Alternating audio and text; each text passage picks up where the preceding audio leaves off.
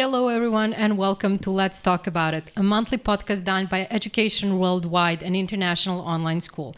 My name is Mary, and as you know, I welcome you here every month, and we talk about various aspects of online schooling. So I hope that you are with us tonight or today, depending on where you are and from which part of the world you are watching us, because we have a very interesting topic, and I'm pretty sure that a lot of parents will be interested to hear what we have to say. And not only the parents and families that are considering enrollment into our online school, but also families that are already enrolled into our online school. But before we move on to the topic, I want to wish welcome to my co-host Anita. Hello, Thank Anita. you. Hello, Mary. How are you?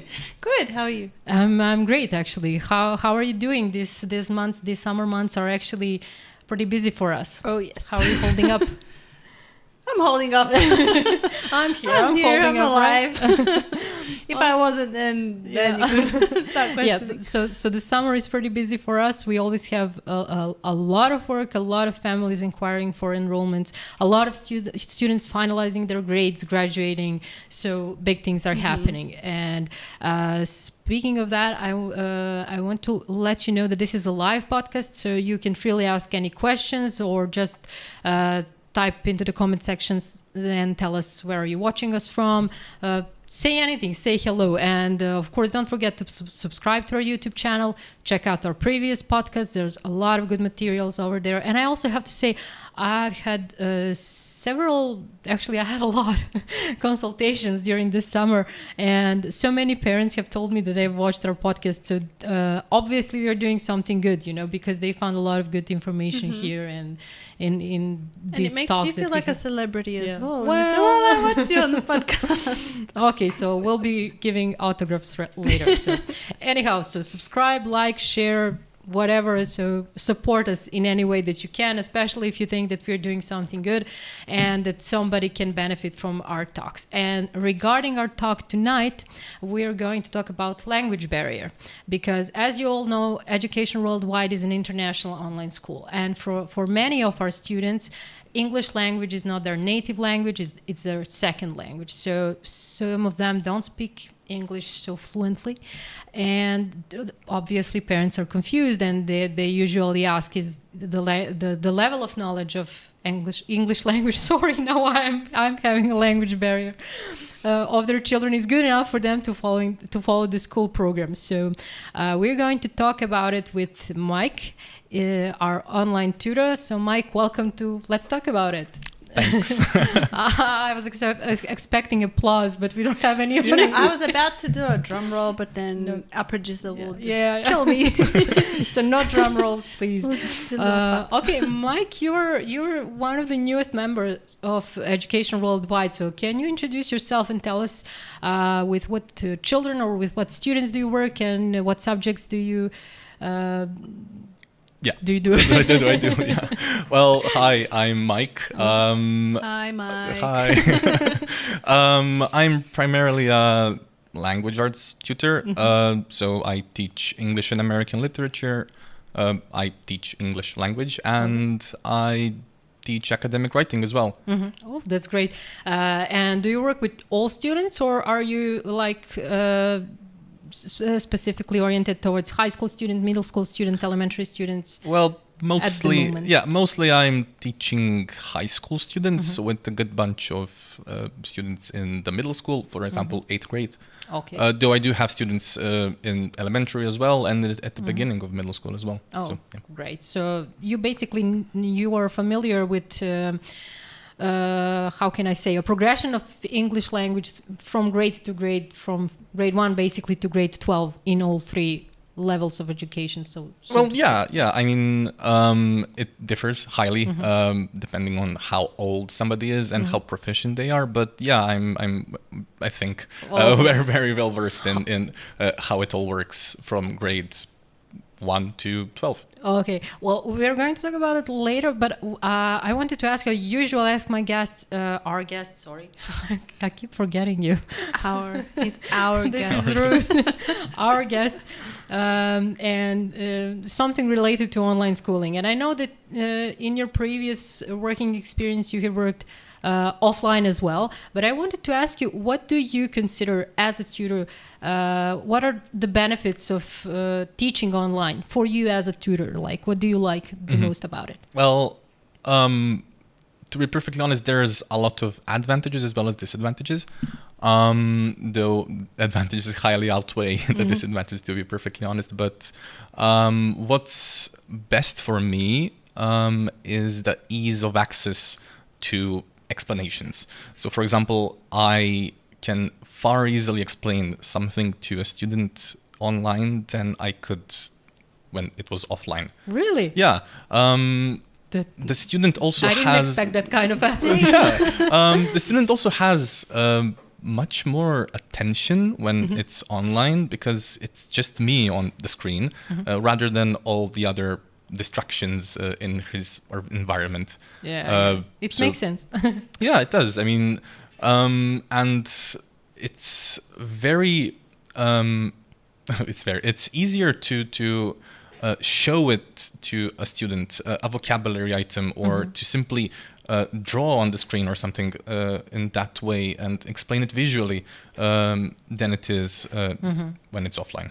Yeah. Oh, well, you mentioned before we started this podcast, you were talking about different types of learners that we have in our online school or in any school for that matter, and how you have to adjust. So we are obviously going to cover that topic as well. But let's go back to English language. So as I mentioned previously, many parents are confused whether or not the English the level of English language that their child has at the moment is good enough for them to follow an academic program. So can you tell us how we as a school overcome this? I won't even say it's an issue. It's actually something that is ongoing and that we are working on it. So. Yeah. Well, there's nothing that's not unsolvable.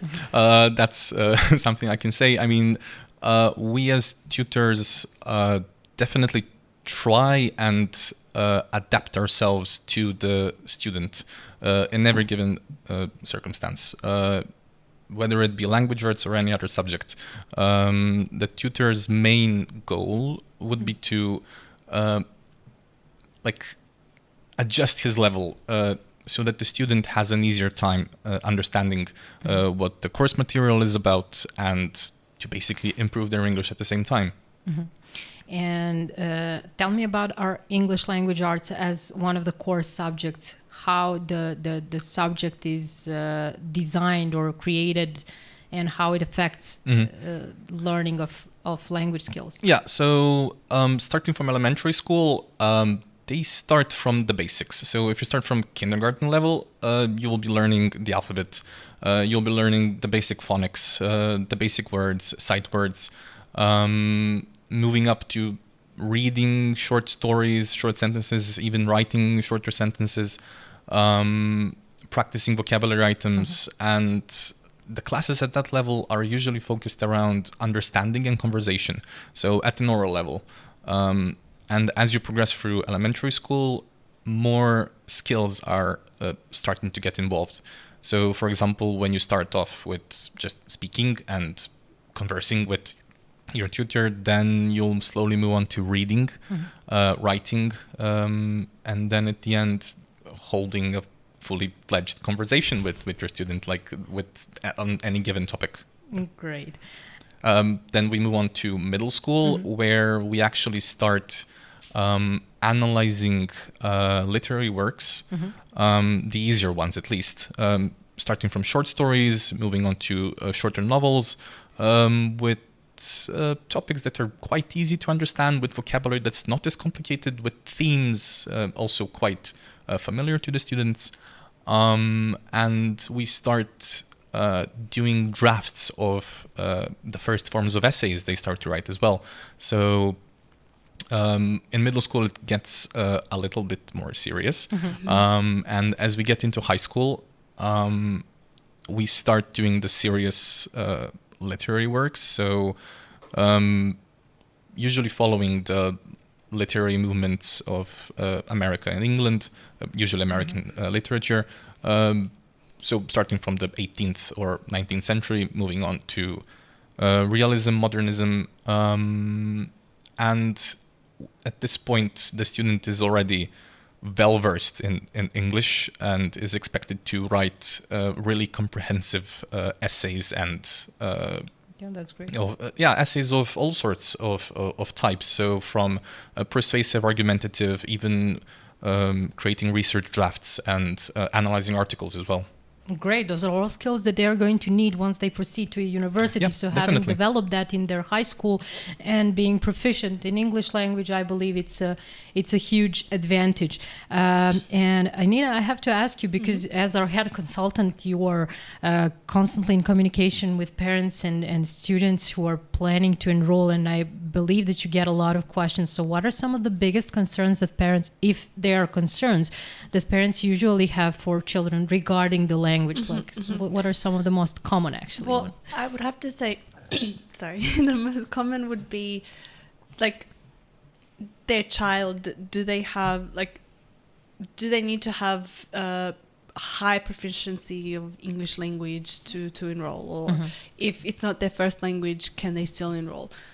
And of course, the answer is always yes, because we have these alternative methods where we have like programs such as English for Beginners, where they could spend a month or 2 or 3 or however long it takes just for them to kind of build that confidence. And I don't know, Mike, if you've seen, like, in a lot of circumstances, students that enroll where they've listed on the enrollment form or they've told us, you know, they have a language barrier or something like that, they don't, like, it's not as bad as they think it is, and it's more just a confidence. Once they get like well acquainted with the teacher, and then they have this confidence, it's like, whoa, where did this come from? Yeah, that too. How much does since you're a teacher and we are known for having this, sorry Anita, if I stopped you, we are known, education worldwide is basically known for its one-on-one approach with students and this friendly relationship with students. So how much does this kind of approach means for a student to become relaxed? And I mean, I can confirm what Anita just said. Definitely, most students think that it's worse than it actually is. The personal approach has a big role in the whole thing. It also, I mean, the students feel at ease when they know that they won't be judged by anybody in their environment by how well they're speaking or how well they're pronouncing their words. What my main goal is just get the students speaking, just to free them up a little bit, just to awaken that little spark that will just that's actually really, really great. Yeah, I mean, exposing them to the language is one of the biggest things, and by them also using the language increases the exposure even further. So it's one of the most important things.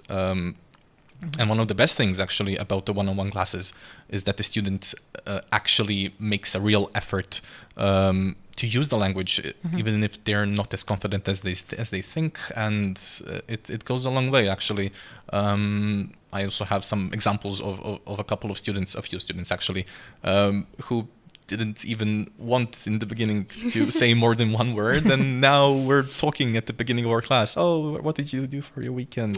Oh, I went to the beach. I did this. I did that. Oh, that's great. So you managed to complete your mission.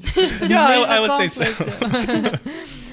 Well, it's really nice to hear that students are, just being relaxed in classes. I know from basically since forever we always had the students who are shy, don't want to speak with a teacher. We even had students who were using only individual classes, and when they become actually more confident, they switch to group classes as well, and so on. So I'm going to go back to Anita again to continue our story. So basically, even if a student, but we are talking about younger students, I mean, who are it's usually who don't speak English at all. I don't think that we can maybe enroll a student who is middle or high school and doesn't speak English at all. That won't be possible, probably. The thing is, we've never had any cases where they don't speak any English at all.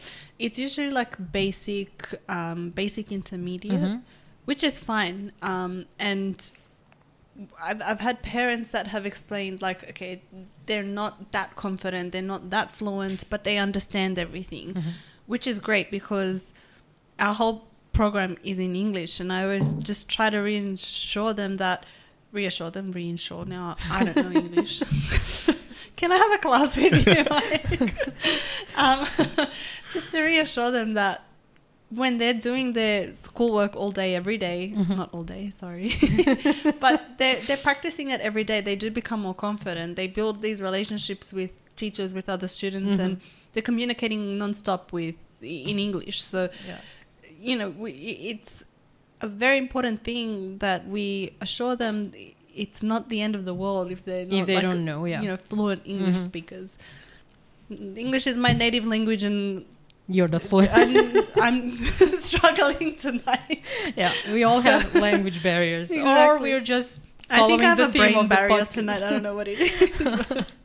Okay, but Anita, you made a perfect entrance for my next question. Mike, we mentioned individual classes, but what about group classes? Does the fact that students are in the class with other students who also don't speak English perfectly, does that help? And how much they help each other during the class and with the language and everything else, actually? Yeah, so I just want to add to what Anita said. But yeah, in group classes, the classes are never teacher-centered. The main point of those group classes actually is to engage all of the students in a sort of discussion, not just to listen to the teacher read or teach something there, just to engage the students, to answer a question, to ask each other questions, to probably encourage them. Yeah, exactly. So to entice them actually to talk to each other, to discuss a given topic in any given way or form, whether it be correct or wrong, it doesn't matter. It's just important. I mean, if we're practicing English, if we're talking about English only, but it has to be correct. If we're talking about science, for example, we don't want to get anything wrong. I mean, discussions in classes do happen always. Myself, for example, I never try to exclude any of the students from a conversation, even if they're struggling with English and I see it and I know of it in advance. I always try to engage them also into the conversation, even if it's at a higher level. I might ask a question that's toned down so that they can understand it better and so that they can answer it as well.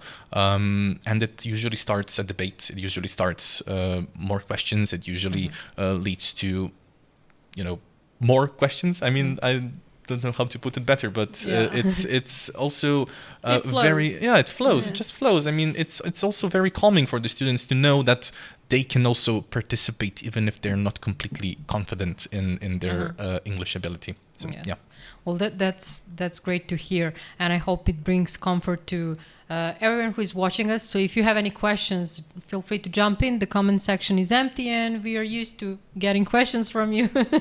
Although we do understand many people are probably on vacations and maybe they don't watch us at the moment. But anyhow, let's continue. And as we speak a little bit a while ago, we're all having these glitches tonight. I'm having them every time. I was trying the first couple of times, but after that it was just okay. Let's go with it. We'll just go with the flow. Okay, it's been a long working day behind us, so forgive us for these little glitches. We don't have students who don't speak English, but we usually have parents who do not speak English. So it's always funny to me when we have a student inquiring and saying that his or her parent don't speak English, so the students don't translating to them. Did you have any interesting anecdote, maybe that the student didn't translate something or did something translate something in their favor? Well, I don't know, because if they translated something incorrect. Oh yeah, you wouldn't be you wouldn't know their own language. Yeah, right? Exactly. I wish I could. Just so I could. But are you careful when you have these kind of situations? Because I always had that in mind. Like, will the child tell them everything that I've told? Like, I always make sure that I send it in writing, because thankfully we live in the 21st century where everything is like Google Translate and whatnot. So even if the child doesn't translate everything, at least I did, my part as a professional and sent the parents So everything. Mom, they told me I don't have to go to classes. I don't have to learn. Something like joking. Of course, we didn't have children like that yet. But everything can be expected, right? So, like, I've had many consultations where, and it's usually a high school or something like that where they're inquiring about it. And they set up a consultation, and here I am expecting like a parent, and then I can hear a child's voice, which is sweet. And they're really excited to start, and then mum or dad are there and they're just translating everything. And I do as well try and speak slower, clearer, simplify it, just because it's different when someone is translating as well, even though they may be speaking fluently, but I don't want to just bombard too much information at once. So then in cases like that, more than happy to sit down with, and take a little while longer. I've had cases, not just the child, but a family will get maybe like a translator or a family friend or something like that. In which case it does take a little bit longer, but it's fine. That's why we're here. We are very patient. Yeah, of course. And understanding. That's just a little joke. But we do have cases like that. Okay, great. Mike, tell me about other subjects. I mean, when we talk with parents, usually during the consultation, and we're telling them basically, since the entire program is in English language, their child, even if they stay only for 1 year, their child is inevitably improve their language skills. But how much does the other subjects affect these language skills that they get? Yeah, so I wouldn't primarily give credit to the other subjects. I would just give credit. I'm biased for language arts. But I would give credit to the exposure that they get. So the more exposed you are to the language, the more passively you will get it down. I mean, of course, the specific vocabulary that you find in the other subjects, for example, science, can be quite difficult at first for the students. They might have not heard of those new words. They might not know the sentences, the constructions, what it all means. But there is a workaround to that as well. By asking the teacher first, listening to the other students. But if you're all alone, if you're not in a class, if you're just studying on your own, you have the option of using the tools that are available to you on the platform. There are several of them, depending what you're looking for. So if you're looking for a direct translation, so sort of brute forcing it, you can select the word or text that you want translated and translate it into your target language. So that's quite useful. Yes. If you're pretty good at English, but you don't know a word, it might be useful to use the dictionary tool as well. So you select a given word or vocabulary item, something, and you get a dictionary definition of it. So, for example, I don't know what the word astronomically means, so I would select it. I would click on the dictionary button, and I will get all the different definitions of the word. Yeah, it would be, adjective, meaning, this and that. So also, if a student has any trouble with reading or any kind of dyslexia, there's also, usually more interesting for the younger students, there's also the option for a picture dictionary, where you can select text, and if there's a picture available for it, it'll pop out as a picture. If you're having a hard time picturing it in your head, you can use that. Oh, that's really great. I didn't even know what our platform has as features. I did know that it has some features, but actually I learned about that the other week as well. Really? And I was just like, wow, it's like we should spend more time with tutors, definitely. Just peeking behind them to see what the platform contains, so we can explain to parents. Mike, thank you for explaining everything in details. I mean, even previously with the program, I hope that people realize that you shouldn't really look at the online school as something temporarily and only for 1 year, because as you can see, it's the whole segment, and it has a progression from grades to grades. So try to think about it. Try to think about online school as maybe a permanent option, and you will get a round picture for it. You know, you put your child through whole elementary school or through whole middle school or through whole high school, and you will get a complete student, because they will go through all stadiums, not just that one in particular grade. So there's another topic for thinking. Okay, Mike, do you have maybe some cute anecdotes from the class regarding English language, or something that students did and you found it funny? It's not an anecdote, but something that really keeps inspiring me to continue working as a teacher, because it's one of those moments that just makes you want to continue doing what you're doing and keep at it, because you know it's working and you can see the results.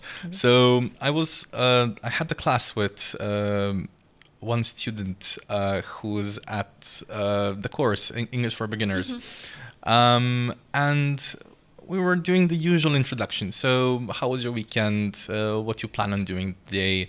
What did you have for breakfast? I mean, that's my go-to question to get them going, to unwind.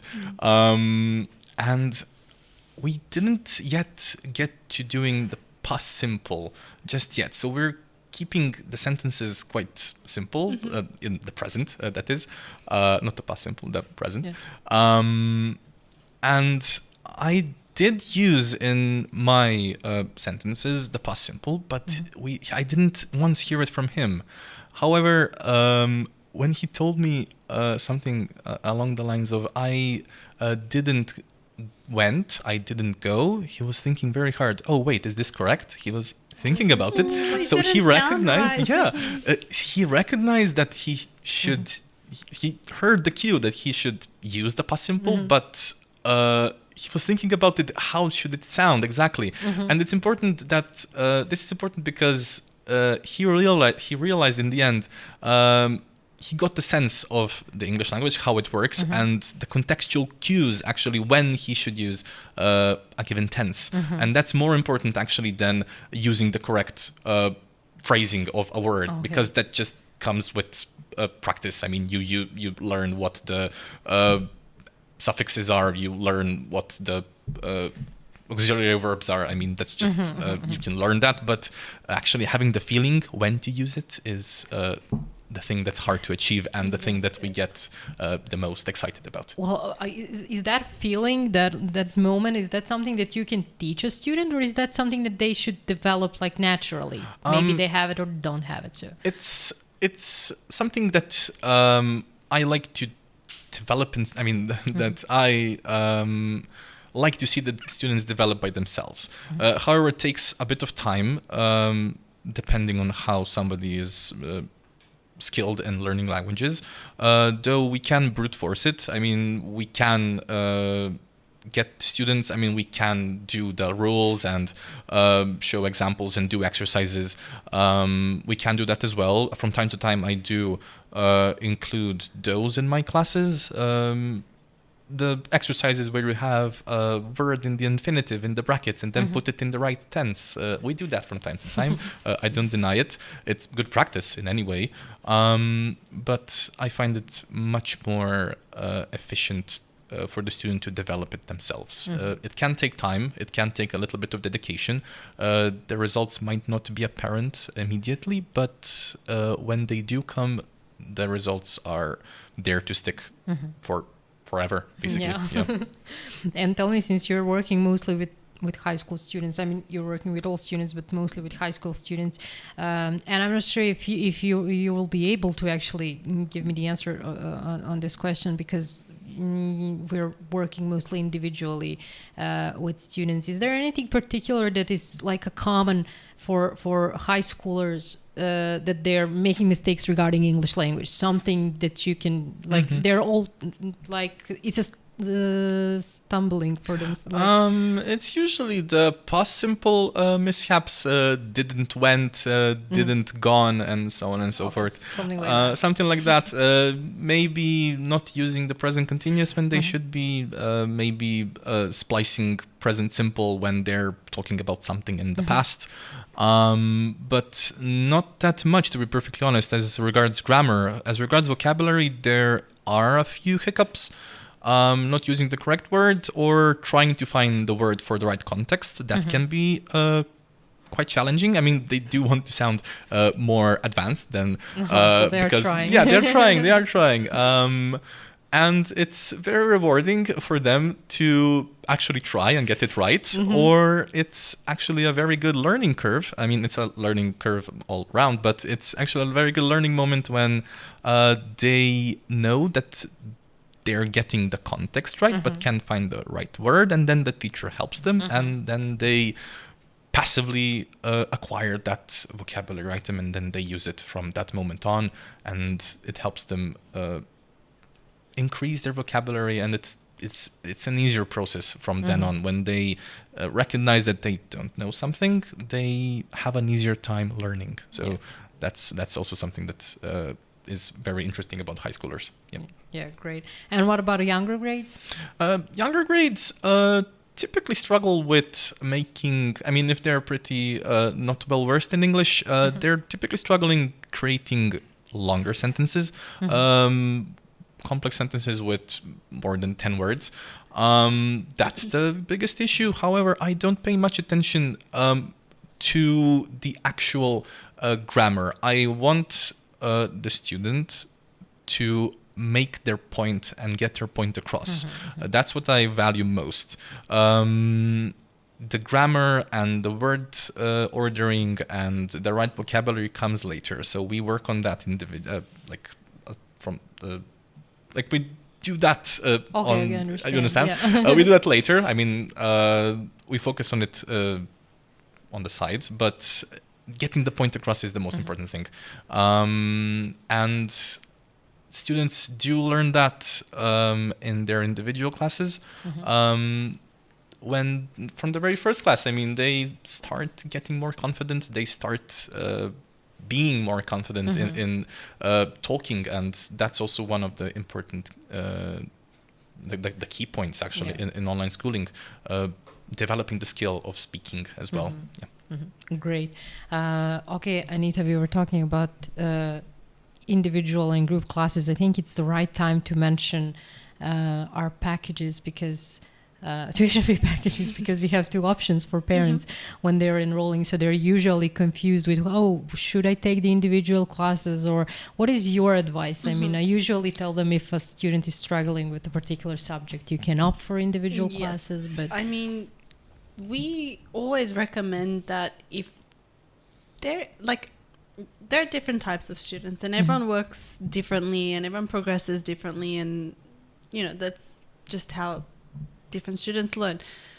Students who are okay with doing everything by themselves and whatnot, then they usually opt for package 1. Package 2 is usually, and it's more helpful for students who need extra help, for example, in a certain subject. Now, when we have when we have students who have a language barrier, we do recommend doing package 2, just so that they can have that one-on-one time with the teacher. And even if, and I always tell this to parents as well, even if that, their confidence is not, there yet, just having that one-on-one time to get acquainted with the teacher helps them, because they give them little activities on the side, little exercises and that to practice, so that when they do come to the group classes or when they come into the individual classes, it builds their confidence. So it just depends on the student, but we do recommend that having that one-on-one time as well outside of the group classes, just because it helps them develop that confidence. It helps them, achieve that just better proficiency, not just in English language, but in other subjects as well. Yes, and if they opt for one package at the beginning, they can switch during the school year, Definitely. right? Okay, well, great. Yeah. Okay, Mike, is there anything else you would like to add regarding this topic? I mean, we can, talk about it for a long time, but something specific that you wanted to say and maybe we forgot to ask you. There's basically we covered the most important things. One other thing I'd like to add is that every single student is different. Every single student has different ways of learning and acquiring language. Someone might be an auditory learner, someone might be a visual learner, someone might be a practical learner, so writing things down, reading things. And we do adapt and cater to those needs as well. I might adjust my class to better suit the student's learning process. Learning habits, I guess. I might play a video for a visual learner. I might do a listening exercise for an auditory learner. I might just converse with the student if it's a practical learner. So it's all highly depends, but we do have solutions for all of the different cases. So that's something I'd like to add. Yeah. Okay, that's great. So basically, the benefits or the beauty of online education is that it allows you as a tutor to how can I say take and implement any of these elements for different kind of learners. Yeah, and for online teaching, it's way easier to get a hold of the different materials than the offline learning method is. I have the ease of access to a video. I have the ease of access without shuffling through the CDs and the tapes and so on for auditory learners. And the platform also provides a good support for the teacher as well. Aside from the platform, of course, we do use other materials that are also online, which also further helps us to add additional things to the whole learning process.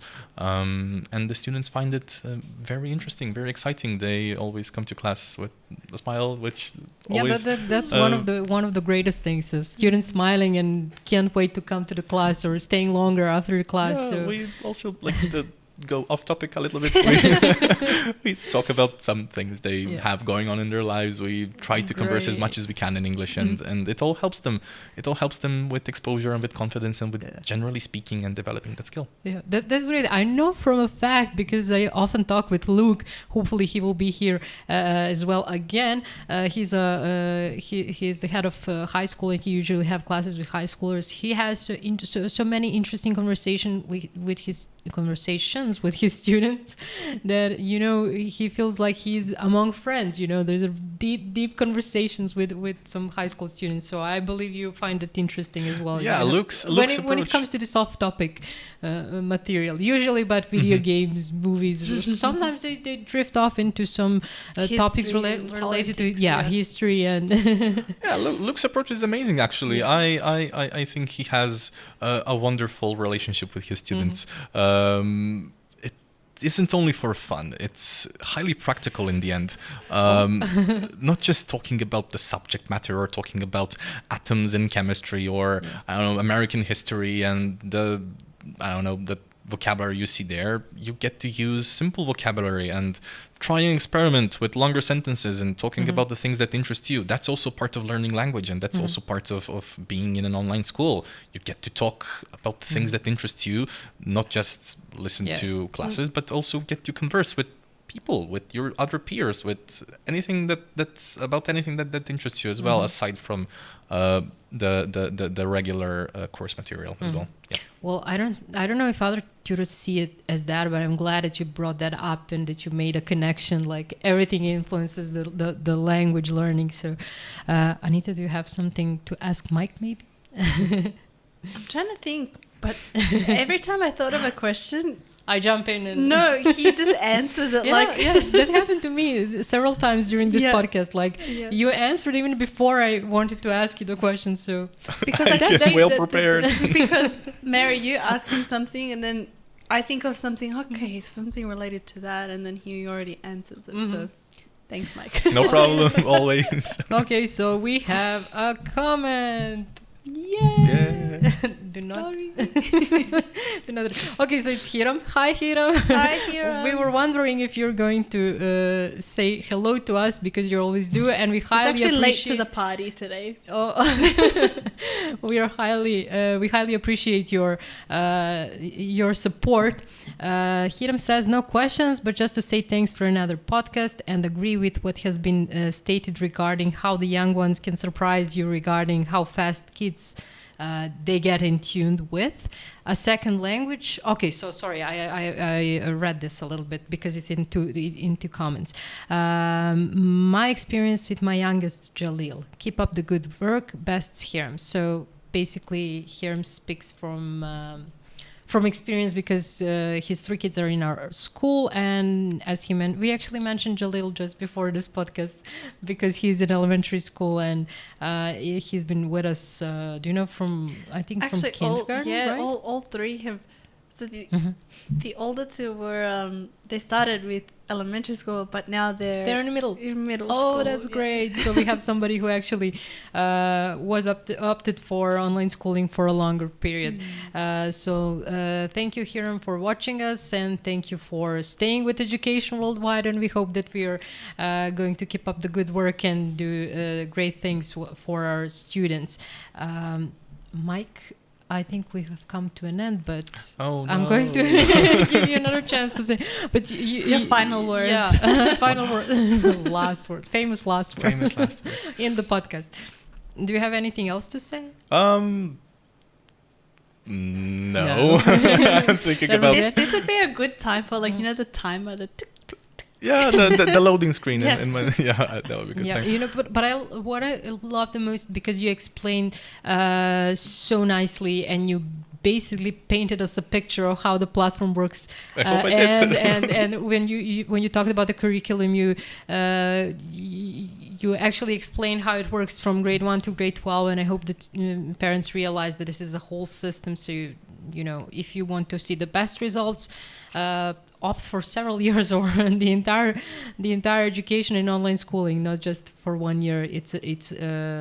I mean, we can do wonders even in 1 year with students, but it's great when you see someone who's been with us for 3 years, 4 years, where they started off really not knowing much, and then you see them where they are now, and it's like, wow.